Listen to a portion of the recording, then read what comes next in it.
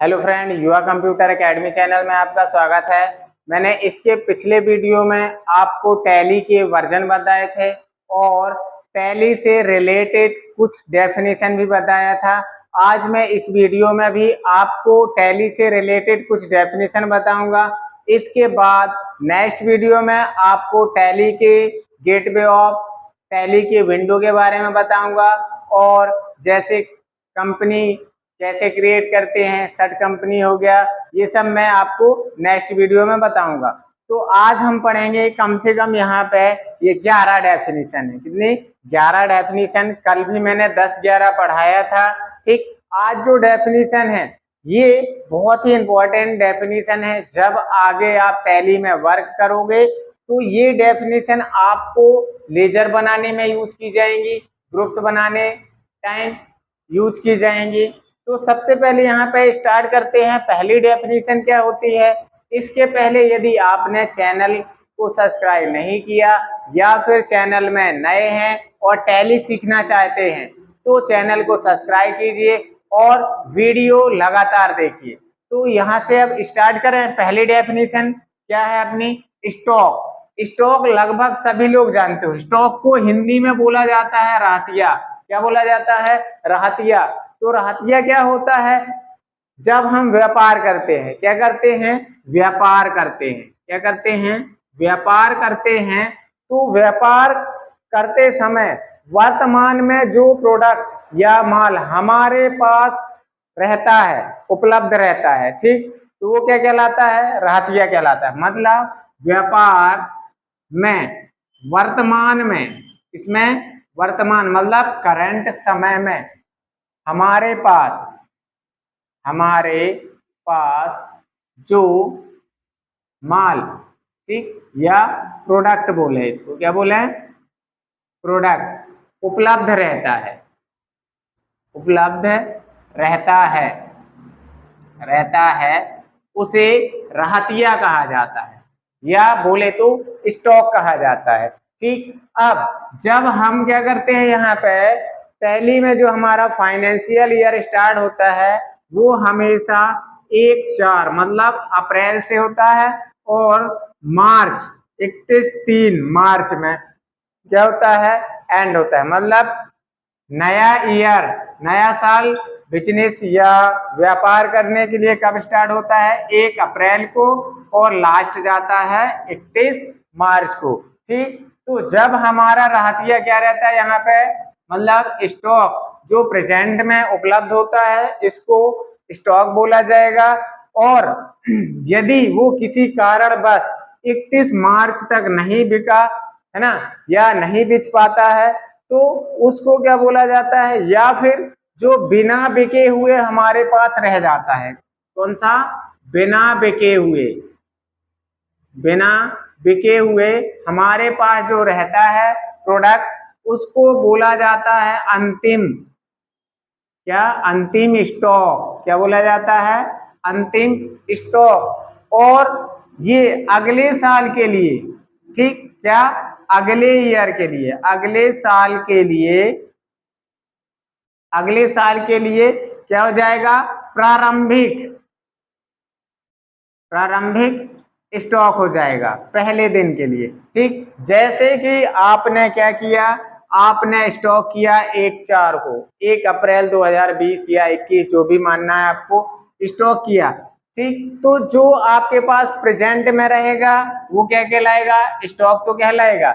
लेकिन 31 मार्च के पहले तक यदि वो नहीं बिक पाया तो उसको क्या बोलेंगे? अंतिम स्टॉक बोलेंगे। ठीक, या अंतिम रहतिया।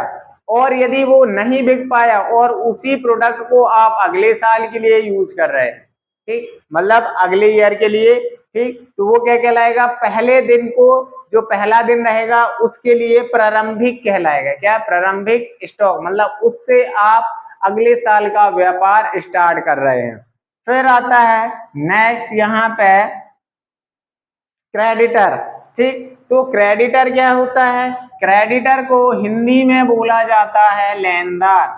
क्या बोला जाता है? लेनदार। ठीक, अब लेनदार मतलब क्या हो जाएगा? डेफिनेशन, ठीक, वह व्यक्ति, ठीक, वह व्यक्ति या संस्था, ठीक, संस्था जानते हो क्या होती है? संस्था मतलब होता है जैसे आप एक ट्रेडर्स की दुकान जाते हो जहां पे आपको लोहा गिट्टी रेता सीमेंट वगैरह मिलती है, तो मान लो वो आपकी एक क्या हो गई, संस्था हो गई, या कोई आप कंपनी है जहां से क्या करते हो, उधार खरीदते हो, है ना। तो वह व्यक्ति या संस्था, ठीक, वह व्यक्ति या संस्था जो किसी अन्य व्यक्ति या संस्था, जो किसी किसी अन्य व्यक्ति या संस्था को उधार माल या पैसा देती है वह क्रेडिटर कहलाती है। क्या कहलाती है?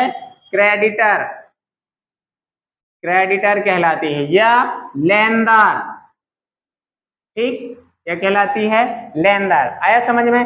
जैसे आप किसी भी ट्रेडर्स की दुकान से मान लो कि क्या किया, 5 कुंटल, ठीक, क्या किया, लोहा उधार में लाया, आयरन क्या किया, उधार में लाया, तो क्या होता है, वो कंपनी मतलब जहां से आपने लाया, ठीक, वो क्या कहलाती है, उसके पास से सामान आ गया आपके पास, मतलब उसके पास से क्रेडिट हुआ है, आपको क्या हुआ है, डेबिट मतलब रिसीव करना, जिसके पास रिसीव होगा वो क्या कहलाएगा, डेबिट, और जिसके पास से प्रोडक्ट चला जाता है वो क्या कहलाएगा, सामने वाला क्रेडिट। जैसे मान लो यहाँ पे, ठीक, मैंने बोला यहाँ पे कि श्याम किराना या श्याम ट्रेडर्स बोल देता हूं, क्या, श्याम ट्रेडर्स, ठीक, क्या है, एक संस्था है, ये क्या है, एक संस्था है यहाँ पे, ठीक, और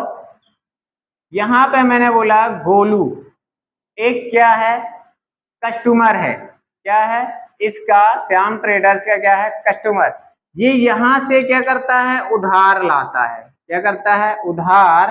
तो ये जो संस्था है उधार देने वाली, ये क्या कहलाएगी, क्रेडिटर। मतलब ये गोलू से जो उधार है पैसा गोलू के पास, इसको लेना है, तो ये क्या कहलाएगी, लेनदार कहलाएगी, ठीक। अब ऐसे होता है डेबिटर, मतलब देनदार, क्या, देनदार, मतलब जस्ट इसके विपरीत हो जाएगा। वह व्यक्ति या संस्था, क्या हो जाएगा, वह व्यक्ति या संस्था जो किसी अन्य व्यक्ति या संस्था से, यहां पे क्या हो जाएगा, से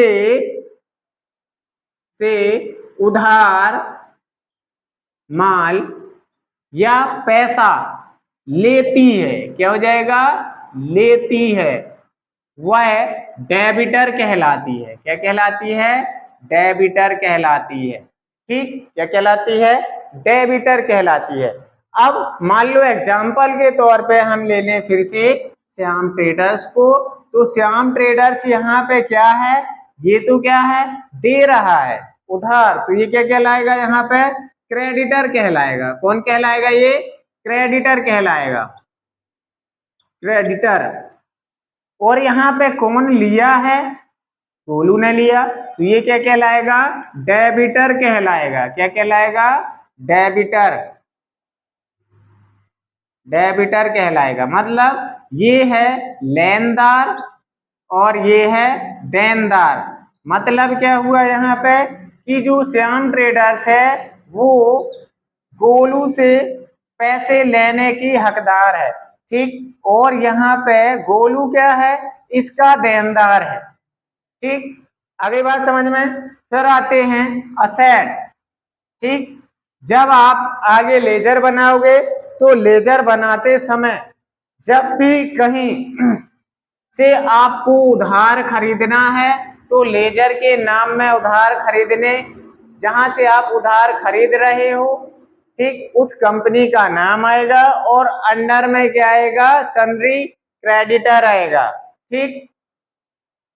फिर आते हैं डेबिटर में से, तो जब आप अपनी फर्म या संस्था में से किसी को उधार देते हो तो लेजर के नाम में क्या लिखोगे, सामने वाले व्यक्ति का नाम मतलब कस्टमर का नाम आएगा और अंडर में आएगा सन्नी डेबिटर। ये मैं आगे आपको बहुत अच्छे से बताऊंगा, सिर्फ आपको क्या करना है, वीडियो लगातार देखना है। ठीक, आते हैं असेट में।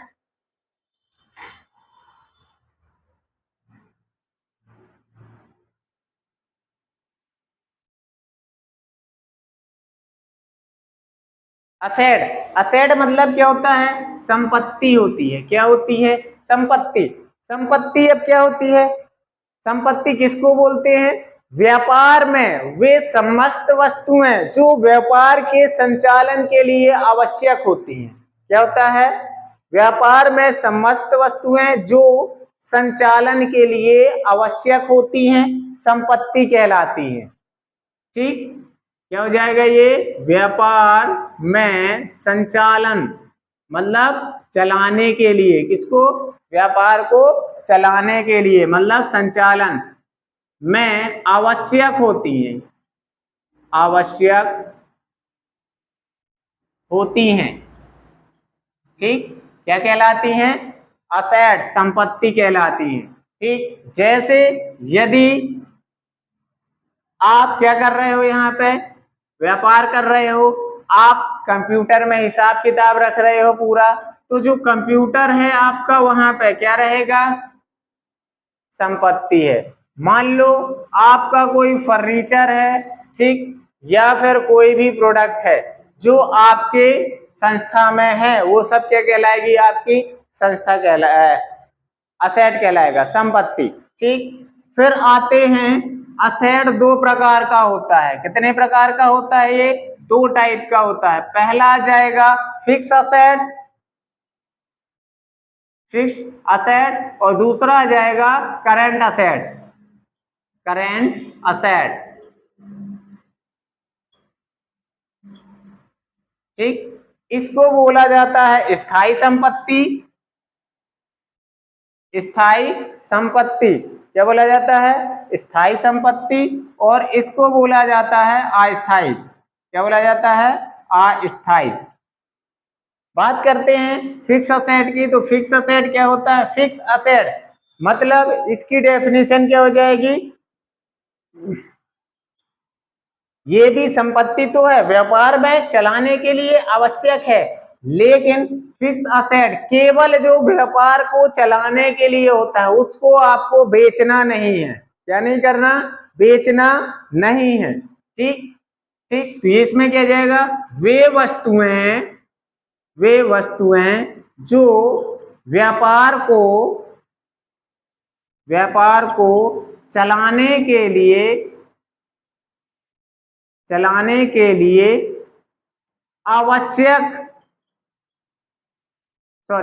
चलाने के लिए स्थायी रूप से, क्या होती हैं, स्थायी रूप से आपके पास होती हैं, तो वो क्या कहलाएंगी, फिक्स असेट कहलाएगी। ठीक, जैसे आप एक सिस्टम में अकाउंटिंग कर रहे हैं, केवल सिस्टम किसके लिए यूज कर रहे हैं, हिसाब किताब के लिए, तो वो सिस्टम क्या होगा, आपका स्थायी संपत्ति। ठीक, जैसे आपके ऑफिस के काउंटर्स रहते हैं, है ना, जो प्रोडक्ट आपने कुल मिला के बेचने के लिए नहीं रखा, व्यापार चलाने के लिए रखा है, ठीक है, अपने पास स्थायी करके रखा है, वो फिक्स असेट रहते हैं। और जो वस्तुएं आप बेचने के लिए रखते हो, किसके लिए, बेचने के लिए, जिनका आप क्रय और विक्रय करोगे, क्या करोगे, क्रय और विक्रय करोगे, वे क्या कहलाएंगे, करेंट असेट। संपत्ति तो रहेगी, लेकिन जब तक वो बिचेगी नहीं तब तक आपकी रहेगी, बिच जाएगी, सेल्स हो जाएगी, तो वो दूसरे की हो जाएगी, इसलिए इसको क्या बोला जाता है, करंट असेट, अस्थायी संपत्ति। ठीक, फिर आ जाएगा एक्सपेंस। ठीक, एक्सपेंस मतलब होता है व्यय। इसके पहले में भी मैंने बताया था ड्राइंग यानी क्या होता है, निजी व्यय। ध्यान रखना, दोनों में बहुत फर्क है। व्यय मतलब क्या हो जाएगा, आप जो व्यवसाय से संबंधित खर्चे करोगे वो एक्सपेंस कहलाएंगे, और यदि आप निजी खर्चा कर रहे हो तो उसको बोला जाता है ड्राइंग।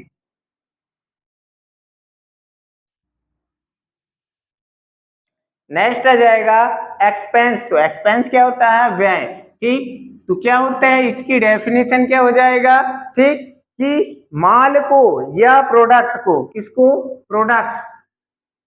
प्रोडक्ट या बोले तो माल, गुड्स। ठीक, गुड्स को खरीदते समय, क्या करते समय? खरीदते समय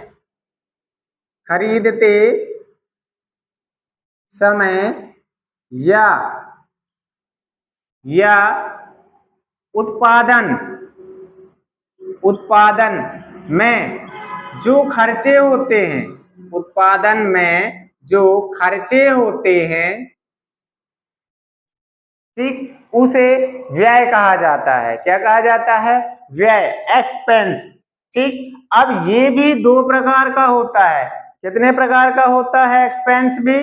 दो प्रकार का। पहला आ जाता है डायरेक्ट एक्सपेंस, पहला आ जाता है डायरेक्ट एक्सपेंस,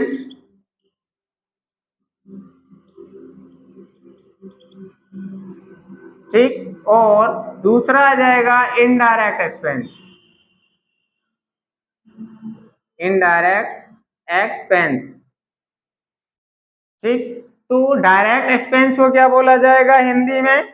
प्रत्यक्ष व्यय। क्या बोला जाएगा इसको? प्रत्यक्ष व्यय। और इसको बोला जाएगा अप्रत्यक्ष व्यय, अप्रत्यक्ष व्यय। ठीक, तो यहां से आते हैं। अब देखो, व्यय तो है, खर्चा तो है, लेकिन डायरेक्ट क्या कहलाएगा? प्रत्यक्ष वाला। और इनडायरेक्ट क्या कहलाएगा? ठीक, तो डायरेक्ट एक्सपेंस क्या है? वे खर्चे जिन्हें व्यापारी क्या करता है? जिन्हें व्यापारी केवल व्यापार में खर्च करेगा। किसमें? व्यापार में। जैसे आ जाएगा, ठीक, मतलब क्या हो जाएगा? खरीदते समय या उत्पादन में रहेगा तो वो डायरेक्ट भी आएगा। ठीक, और जैसे यहां से कोई प्रोडक्ट लाया, जो खर्चे होंगे वो क्या कहलाएंगे? Direct expense. कुल मिला के जो भी खर्चे व्यापार से रिलेटेड होंगे वो क्या कहलाएंगे? Direct expense. और यदि आप व्यापार को छोड़कर कहीं और खर्चे करते हो, क्या करते हो? व्यापार को छोड़कर कहीं और खर्चे करते हो, तो वो क्या कहलाता है? इनडायरेक्ट एक्सपेंस कहलाता है। ठीक, जैसे आप कहीं जा रहे हो ऑफिस से और आप किराया दे रहे हैं, रेंट दे रहे हैं उसका, है ना, तो क्या हो जाएगा?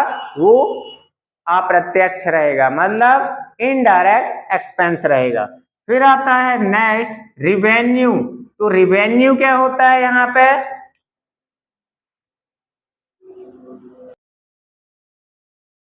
नेक्स्ट आता है राजस्व, या इसको बोला जाता है रेवेन्यू। तो रेवेन्यू क्या कहलाता है यहाँ पर? रेवेन्यू प्रोडक्ट को जब आप बेचते हैं तो जो कुछ भी आपको प्राप्त होता है उसे रेवेन्यू कहा जाता है या राजस्व कहा जाता है। जैसे आपने क्या किया? 5 कंप्यूटर बेचे। क्या किए? 5 कंप्यूटर बेचे, सेल्स किए। क्या किए? सेल्स किए। तो 5 कंप्यूटर के जो आपको यहाँ पे पैसे मिलेंगे वो क्या कहलाएंगे? यहाँ पे राजस्व कहलाएगा। राजस्व मतलब रेवेन्यू। फिर आता है यहाँ पे इनकम। क्या होता है? इनकम। अब इनकम क्या होती है? इनकम को हिंदी में बोला जाता है आय। ठीक, अब जैसे आपने क्या किया, यहाँ पे जो माल गुड्स बेचा, उसमें बेचने से आपको क्या राजस्व प्राप्त होता है? क्या होता है? प्रोडक्ट को बेचने से जो राजस्व मतलब रेवेन्यू प्राप्त होता है, ठीक, उसमें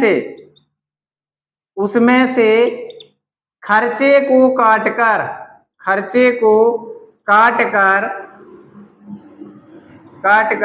जो भी बचता है, क्या है? जो भी बचता है, ठीक, वह क्या कहलाती है? यहाँ पे इनकम कहलाती है। क्या कहलाती है? इनकम कहलाती है। मतलब आपने कोई भी प्रोडक्ट बेचा तो बेचने से जो कुछ भी आपको मिलता है उसे रेवेन्यू कहा जाता है। क्या कहा जाता है? रेवेन्यू कहा जाता है। और यदि जो आपको रेवेन्यू मिला, प्राप्त हुआ, उसमें से यदि आपने खर्चे निकाल दिया, जैसे 5 कंप्यूटर को आपको यहाँ पे लाने में जो ऑटो किराया होगा, है ना, और जो भी अदर खर्चे होंगे उन सब को निकाल दोगे खर्चों को, तो लास्ट में जो आपके पास पैसा बचेगा उसे इनकम कहा जाएगा। क्या कहा जाएगा? इनकम कहा जाएगा। अब इनकम दो प्रकार की होती है। कितने प्रकार की होती है? दो प्रकार की। पहला आ जाता है यहाँ पे डायरेक्ट इनकम। क्या आ जाएगी? Direct income. Direct income, direct income. और दूसरी आ जाएगी इनडायरेक्ट इनकम। दूसरी आ जाएगी इनडायरेक्ट इनकम। ठीक। डायरेक्ट इनकम को क्या बोलेंगे आप? प्रत्यक्ष आय। क्या बोलेंगे? प्रत्यक्ष आय। और इसको बोलोगे अप्रत्यक्ष आय, इनडायरेक्ट इनकम को। फिर आते हैं यहाँ पे कि प्रत्यक्ष आय क्या होती है। मतलब देखो, जो आय आपके मेन व्यवसाय से होती है, किससे? मेन व्यवसाय से या मेन व्यापार से होती है, वो क्या कहलाएगी? Direct income. जैसे आपकी एक शॉप है कंप्यूटर की, किसकी? कंप्यूटर की शॉप है। आप कंप्यूटर को सेल्स करते हो और परचेस करते हो, तो आपको जो कंप्यूटर बेचने में जो पैसे प्राप्त होंगे वो क्या कहलाएगी? अपनी। और इसको खर्चे से काट कर जो पैसे बचेंगे वो क्या कहलाएंगे? डायरेक्ट इनकम कहलाएगी। ठीक। और यदि आपको कहीं से अदर बिजनेस से छोड़कर कहीं और से जो इनकम हो रही है वो कहलाएगी इनडायरेक्ट इनकम। जैसे आपको कहीं से कमीशन मिल गया। क्या मिल गया? कमीशन। या आपको रूम रेंट मिल गया, है ना, तो वो क्या कहलाएगा? सब इनडायरेक्ट इनकम कहलाएगा। क्या कहलाएगा? इनडायरेक्ट इनकम कहलाएगा। फिर आता है नेक्स्ट, डिस्काउंट। तो डिस्काउंट तो लगभग सभी को मालूम है। डिस्काउंट मतलब क्या होता है? छूट होता है। क्या होता है? छूट होता है। छूट मतलब क्या हो जाएगी यहाँ पे? जो भी व्यापारी, ठीक, क्या करता है? जो भी व्यापारी क्या करता है यहाँ पे? रियासत छूट देता है। रियासत मतलब जैसे आप किसी शॉप जाते हो, उससे बोलते हो कि हमको कितना बट्टा मिलेगा, मतलब जो छूट देता है प्रोडक्ट में। जैसे 100 रुपए का प्रोडक्ट है, ठीक, कितने का? 100 रुपए का प्रोडक्ट है। यदि आपको वो 80 रुपए में मिलता है तो यहाँ पे 20 रुपए की आपको क्या हो जाएगी? छूट मिल जाएगी। ठीक। लेकिन छूट भी दो प्रकार की हो जाएगी यहाँ पे। ठीक। पहला आ जाएगा कैश डिस्काउंट और दूसरा आ जाएगा ट्रेड डिस्काउंट। तो कैश डिस्काउंट मतलब होता है नगद बट्टा। नगद बट्टा मतलब क्या होता है? जैसे कि आपने क्या किया? 10 प्रोडक्ट खरीदे। क्या? 10 प्रोडक्ट खरीदे, ठीक, अलग अलग। या मैंने बोला जैसे आपने 10 बुक्स खरीदी। यहाँ पे क्या खरीदी? 10 बुक्स। ठीक। तो 10 बुक, एक बुक का रेट मान लो कितना है? यहाँ पे मैंने बोला 100 रुपए है। कितना है? 100 रुपए। तो 10 बुक का आपका कितना हो जाएगा? 1000, 1000 बन जाएगा। ठीक। तो यदि आपको यहाँ पे 10 बुक का, अलग अलग बुक है, जो कि 10 बुक में से आपका 1000 रुपए बिल बना। बिल में जो छूट मिलती है, मैं तुमने बोला 1000 रुपए का बिल है। कितने का? 1000 का बिल है। और आप बोलोगे इसमें मैं 900 रुपए ही दूंगा। कितने? 900 रुपए। तो आपको टोटल बिल में जो छूट मिलती है उसे बोला जाता है कैश डिस्काउंट। सीधी सी डेफिनेशन है टोटल बिल में। किसमें? टोटल बिल में जो छूट मिलेगी आपको वो क्या कहलाएगा? Cash discount. क्या कहलाएगा? Cash discount. अब आते हैं ट्रेड डिस्काउंट। ट्रेड मतलब क्या होता है? व्यापार। क्या होता है? व्यापार। व्यापार में क्या होता है? वस्तुओं का क्रय विक्रय। क्या होता है यहाँ पे? वस्तुओं का क्रय विक्रय होता है। तो इसका मतलब क्या हो जाएगा? जो छूट वस्तु में मिलेगी, किसमें? वस्तु में मिलेगी, उसको बोला जाएगा ट्रेड डिस्काउंट। क्या बोला जाएगा? Trade discount. जैसे कि आपने क्या किया, यहाँ पे आपके पास 10 बुक्स हैं। कितनी? 10 बुक्स। किसी का 95 रुपए रेट है, किसी का 100 रुपीज है। तो आपने क्या बोला कि मेरे को प्रत्येक बुक में, क्या बोलोगे? प्रत्येक बुक में 10 रुपए की छूट चाहिए। मतलब आप किस में छूट करा रहे हैं? प्रोडक्ट में छूट करा रहे हैं, टोटल बिल में नहीं कि आपका 1000 बना तो आप उसमें से 800 दे दिए, 900 दे दिए, है ना। तो वो आपका क्या कहलाएगा? Cash discount. और यदि कोई प्रोडक्ट खरीद रहे हो, जैसे आपने एक मोबाइल खरीदा, है ना, या 10 मोबाइल खरीदा, 10 मोबाइल आपको 50,000 के हुए, लेकिन आपने बोला 2000 रुपए मैं नहीं दूंगा, 48,000 रुपये दूंगा, तो आपको 2000 रुपए का टोटल बिल में छूट मिला, है ना। यदि आप बोलोगे कि आपका एक मोबाइल 10,000 का है, लेकिन मैं इसको 9,500 रुपए ही दूंगा, तो आप मोबाइल प्रोडक्ट में क्या कर रहे हैं? छूट पा रहे हैं। तो वो क्या कहलाता है? ट्रेड डिस्काउंट कहलाता है। फिर आता है यहाँ से बैड डेबिट, मतलब डूबत ऋण। मतलब क्या होता है? जब आप की रकम उधार जो देते हैं, क्या करते हैं? जो रकम आप उधार देते हैं वो वापस नहीं मिलती है, तो उसको बोला जाता है डूबत ऋण। ठीक, तो ये डेफिनेशन आपको समझ में आ गई होंगी।